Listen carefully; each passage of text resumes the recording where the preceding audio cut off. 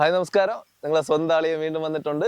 ഇന്നൊരു ഫ്രൂട്ടാണ് പരിചയപ്പെടുത്തി തരാൻ പോകുന്നത്. അതായത് ക്യാൻസറിന് വരെ പ്രതിരോധിക്കാൻ കഴിവുള്ള ഒരു ഫ്രൂട്ട്.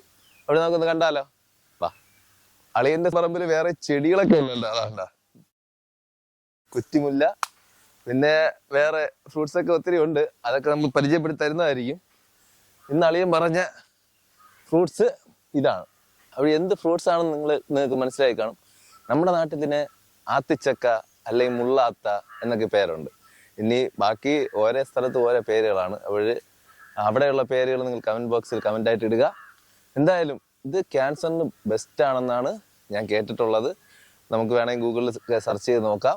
അളിയൻ നിങ്ങളെ കാണിക്കാൻ വേണ്ടി രാവിലെ ഒരു നല്ലൊരു മുള്ളാത്ത അടത്ത് വെച്ചിട്ടുണ്ട്. എന്ന് പറഞ്ഞാൽ പഴുത്ത് നിന്നതാണ്.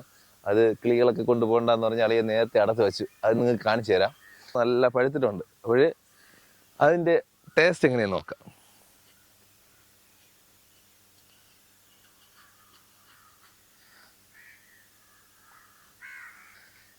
കണ്ടല്ലോ, നല്ല കൊതി തോന്നുന്നില്ലേ കഴിക്കാൻ വേണ്ടി? നല്ല ടേസ്റ്റാണ്. നല്ല മധുരവും അത്യാവശ്യം ചെറിയൊരു പുളിയും കൂടി ഉള്ളതാണ്.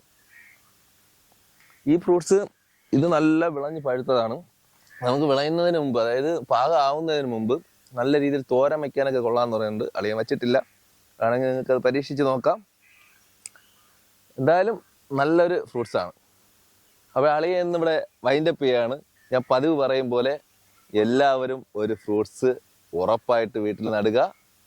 അതിൽ നിന്നൊരു പഴം അടത്ത് കഴിക്കുമ്പോൾ അതിൻ്റെ ടേസ്റ്റ് വേറൊന്നാണ്. അപ്പോൾ അളിയൻ അടുത്തൊരു വീഡിയോ ആയിട്ട് വരും. ബൈ.